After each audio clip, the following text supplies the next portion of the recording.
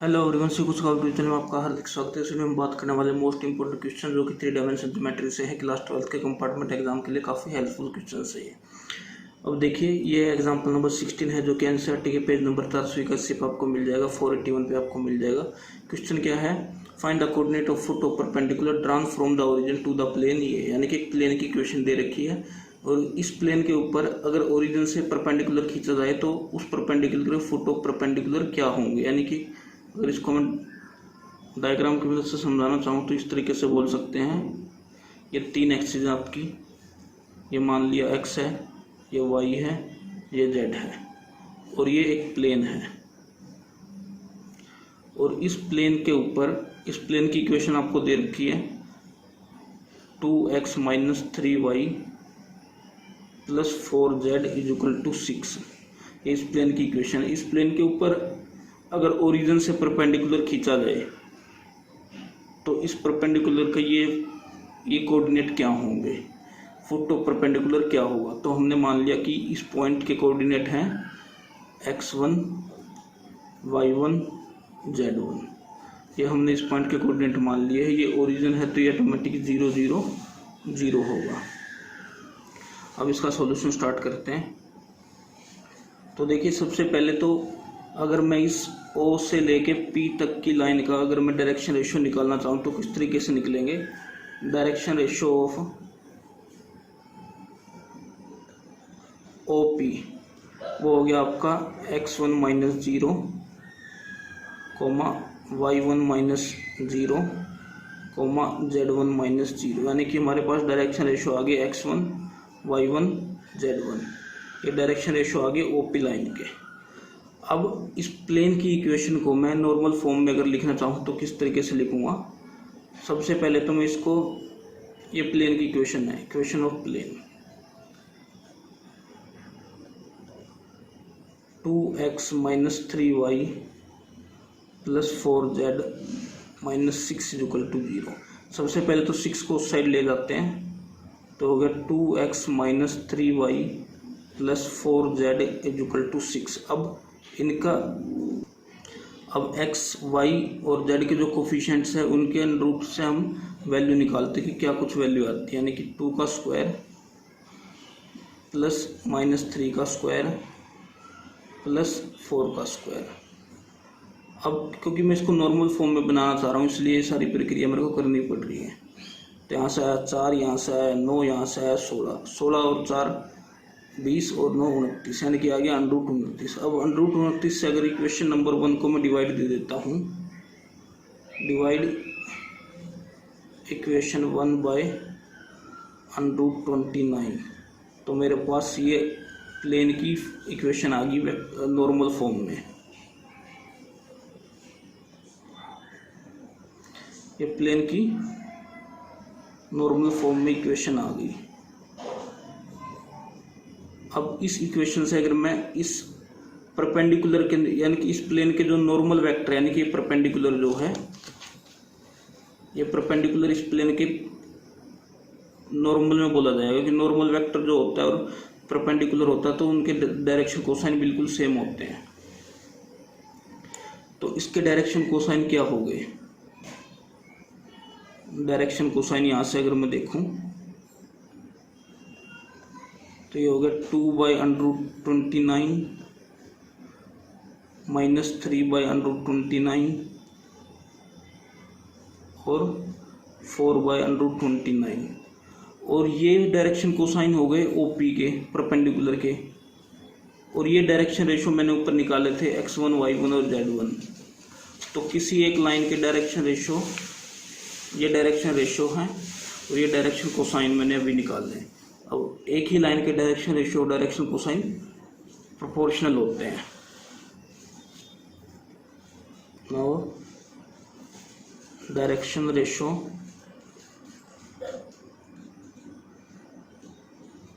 And direction cosine of OP will be proportional.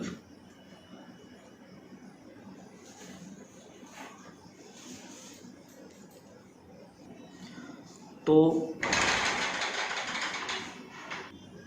तो direction ratio, direction cosine जो proportional है, इसलिए मैं लिख सकता हूँ कि x1 upon 2/√29 is equal to y1 upon -3/√29 is equal to z1 upon 4/√29 is equal to k हमने मान लिया।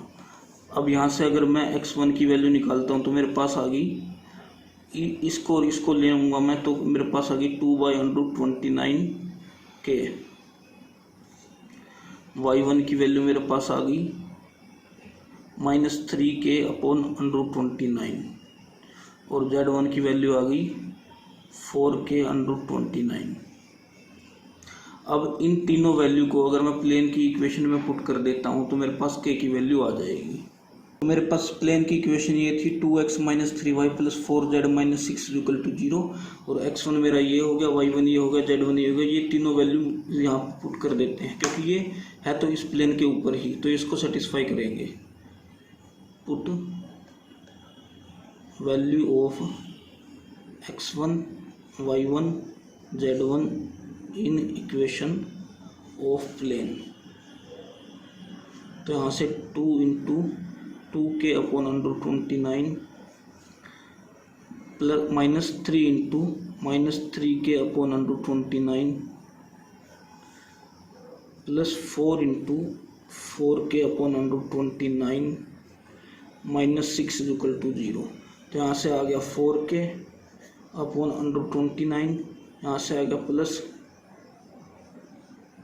9k अपॉन √29, यहाँ से आ गया 16k अपॉन √29 -6 = 0। अब 6 को उस तरफ भेज देते हैं, इन सब का ऐड हो जाएगा तो ये आएगा 29k अपॉन √29 = 6। इसने इसको कट किया तो ऊपर बचा √29, तो k की यहाँ से वैल्यू आ गई 6 upon √29।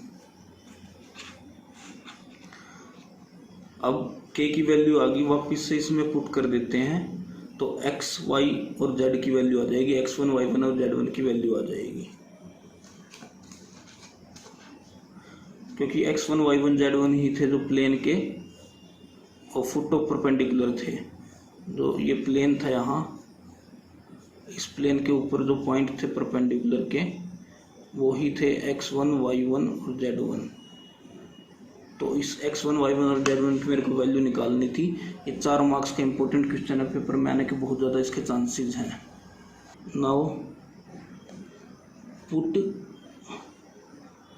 Value of k in x1, y1 and z1। तो x1 की वैल्यू मेरे पास आ गई 2 × k, 2 अपॉन √29 था और यहाँ 6 अपॉन √29, ये k की वैल्यू है। y1 is equal to -3 upon 29 × k की वैल्यू आई है मेरी 6 अपॉन √29 और ऐसे ही z की वैल्यू आ गई 4 अपॉन √29 × k और k की वैल्यू है ये।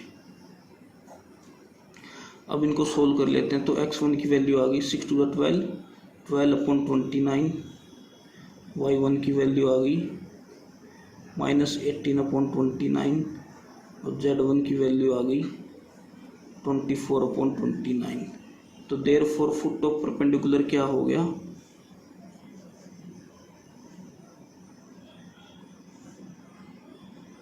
ये हो गया 12 अपॉन 29, -18 अपॉन 29, 24 अपॉन 29। ये मोस्ट इंपॉर्टेंट क्वेश्चन है। अब जो नेक्स्ट क्वेश्चन है ये है question shortest distance between 2 line निकालना है हमें। यानी कि एक लाइन हमें दी गई है, दूसरी लाइन दी गई है, 2 लाइन की वेक्टर इक्वेशन दी गई है और हमें इन दोनों लाइन के बीच में शॉर्टेस्ट डिस्टेंस निकालना है। तो देखिए इसका क्या है, इसका डायरेक्ट फार्मूला होता है। शॉर्टेस्ट डिस्टेंस बिटवीन 2 लाइन का फार्मूला है a2 - a1 dot b1 cross b2 upon b1 cross b2 का मैग्नीट्यूड। ये डायरेक्ट फार्मूला है, आपको याद रखना। बता रहा हूँ कि A1 A2 ये क्या है। तो देखिए पहली लाइन के जो पासिंग पॉइंट्स है ये A1 हो गए, ये A2 दूसरी के हो गए, ये B1 जो डायरेक्शन रेशो होते हैं पहली लाइन के, ये दूसरी लाइन के डायरेक्शन रेशो जो है। तो मैं लिख रहा हूँ यहाँ पे A1 क्या हो गया, A1 हो गया वेक्टर A1 हो गया हमारा I cap plus 2j cap plus k cap. A2 हो गया हमारा ये दूसरी लाइन का 2I cap minus j cap minus k cap. इसी तरीके से B1 वेक्टर हमारा हो गया I cap minus j cap plus k cap, और B2 हमारा हो गया ये 2I cap plus j cap plus 2k cap. अब मेरे को सबसे पहले तो निकालना है A2 माइनस A1। अगर इसमें से मैं इसको माइनस कर रहा हूँ तो पहले मैं इसको लिख लेता हूँ 2I cap minus j cap minus k cap, बीच में माइनस, फिर ये दूसरा वेक्टर A1।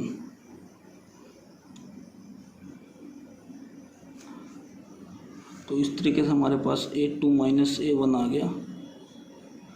2 में से एक गया I कैप माइनस माइनस तो माइनस 3j कैप, माइनस का k और माइनस का k तो माइनस 2k कैप। तो ये हमारा A2 माइनस A1 आ गया। अब मेरे को B1 क्रॉस B2 निकालना है। तो क्रॉस प्रोडक्ट निकालने के लिए डिटरमिनेंट मेथड से यूज लेंगे हम। नाउ B1 क्रॉस B2, तो B1 क्रॉस B2 निकालना तो डिटरमिनेंट मेथड का यूज होगा। यहाँ लिखेंगे I, यहाँ लिखेंगे J, यहाँ लिखेंगे K। अब B1 के जो कोफिशिएंट है I का कोफिशिएंट है 1, फिर -1 और फिर 1, ये 1 -1 1, और दूसरे का 2 1 और 2। अब इनका डिटरमिनेंट मेथड से इसको सोल्व कर लेते हैं। तो I लिखा गया, तो इसको इग्नोर किया, इसको इग्नोर किया, -2 इंटू -2 -1 यानी कि माइनस का 3, बीच में माइनस का j, इसको इग्नोर करेंगे, इसको इग्नोर करेंगे, 2 1 जा 2 -2 1 जा 2 तो 0, फिर प्लस का k, इसको इग्नोर करना है, इसको इग्नोर करना है, 1 इंटू 1 1 1, फिर माइनस प्लस 2 हो गया यानी कि 3। तो इस तरीके से हमने B1 क्रॉस B2 निकाल लिया। B1 cross B2 equal to minus 3I cap, 0 वाला हट गया ये, प्लस 3k कैप। अब मेरे को इसका मैग्नीट्यूड भी चाहिए, तो magnitude of B1 cross B2 ये हो जाएगा हमारे पास √ -3 का स्क्वायर प्लस 3 का स्क्वायर। तो यहाँ से आ गया √9 + 9 यानी कि √18 हो गया। ये हम सीधा लिख सकते हैं इसको 3√2।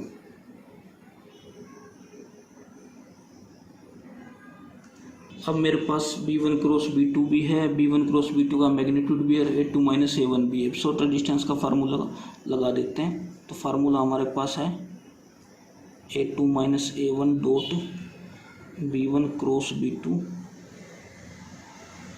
अपॉन B1 क्रॉस B2 का मैग्नीट्यूड।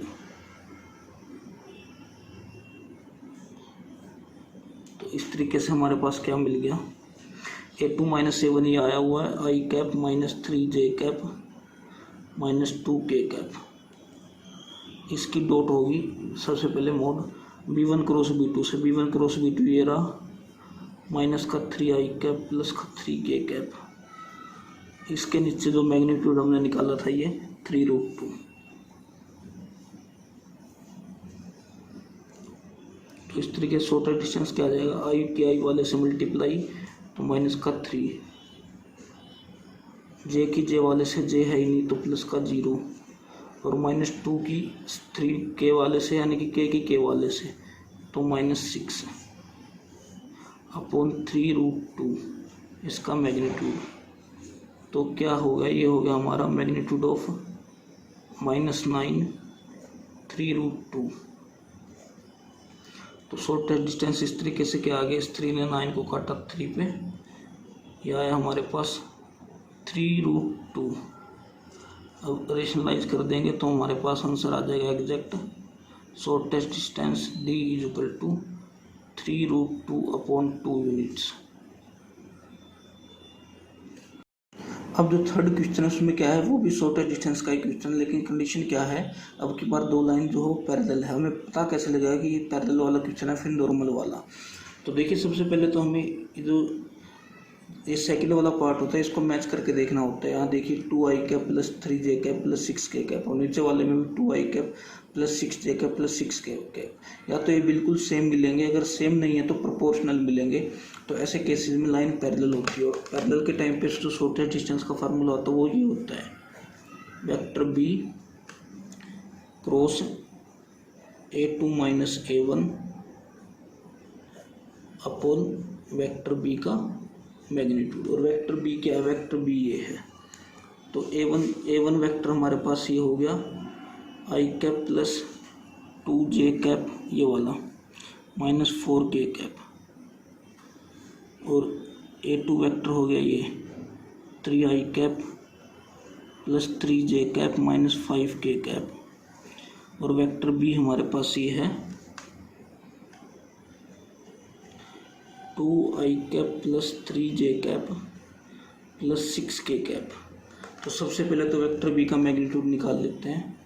वेक्टर बी का मैग्नीट्यूड क्या हो जाएगा, अंडर 2 का स्क्वायर प्लस 3 का स्क्वायर प्लस इस 6 का स्क्वायर। तो यहाँ से 2 का स्क्वायर तो आ गया 4, 3 का स्क्वायर आ गया 9, 6 का स्क्वायर आ गया 36, और ये आपका आ गया अंडर 49।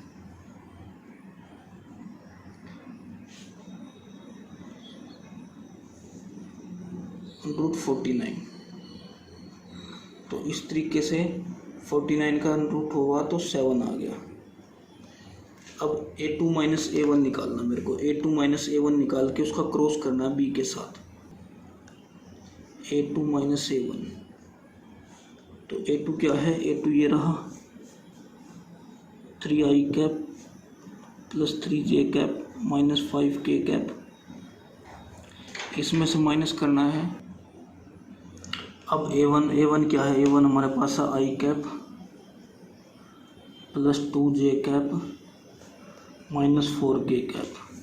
तो इस तरीके से मेरे पास a2 माइनस a1 क्या आएगा 3 में, तो a2 माइनस a1 इस तरीके से मेरे पास ये मैंने लिख दिया है। अब इसको सोल्व करेंगे तो a2 माइनस a1 आ जाएगा, a2 माइनस a1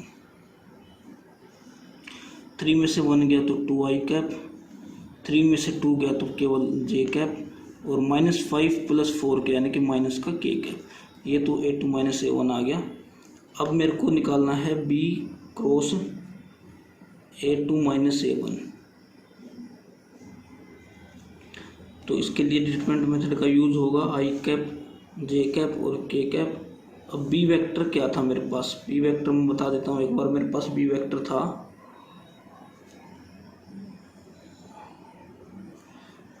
था मेरे पास 2i cap plus 3j cap plus 6k cap, ये मेरे पास b वेक्टर था। तो b के जो कोफिशिएंट है यहाँ लिख देते हैं 2, 3 और 6। अब a2 माइनस a1 के 2, 1 और माइनस 1, 2, 1 और माइनस 1। अब मेरे को क्रॉस करना है तो a2 माइनस a1 क्या आ जाएगा, a2 minus a1 b cross a2 minus a1 ये मेरे पास आएगा। यहाँ तो मैं लिखता हूँ i, जब मैं i लिखूँगा तो इसको इग्नोर करूँगा, इसको इग्नोर करूँगा, माइनस 3 और माइनस 6, माइनस का 2, इसको इग्नोर करना पड़ेगा तो माइनस 3, माइनस 6, माइनस 9, माइनस का j कैप, इसको इग्नोर करना पड़ेगा, इसको इग्नोर करना पड़ेगा, तो माइनस 2, माइनस 12 यानी कि minus 14 plus k cap 2 minus 6 यानी कि माइनस का 4। तो इस तरीके से मेरे पास b cross a2 minus a1 आ गया। ये माइनस का 9i cap plus 14j cap minus 4k cap. अब मेरे को इसका मैग्नीट्यूड भी चाहिए है, magnitude of b cross A2 minus A1 इस तरीके से निकलेगा, अंडर रूट ऑफ -9 का स्क्वायर प्लस 14 का स्क्वायर प्लस -4 का स्क्वायर। -9 का स्क्वायर हो गया 81, 4 का स्क्वायर हो गया 196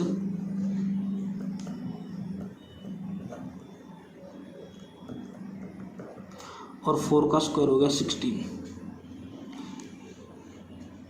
इस तरीके से टोटल अगर मैं ऐड करता हूँ 6 6 12 1 13 9 9 18 और ये आ गया 283 अंडर रूट 283। ये 6 6 12 1 कैरी जो गया था 293 आ जाएगा, अंडर रूट 293 आ गया है। तो अब मेरे को डायरेक्ट फार्मूले में पुट करनी है सारी वैल्यू। बी का मैग्नीट्यूड मेरे को पता है, बी का मैग्नीट्यूड मैंने पहले निकाला था, अंडर रूट 49 आया था, यानी कि 7 आया था।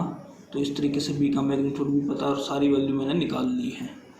तो distance formula, shortest distance formula क्या था?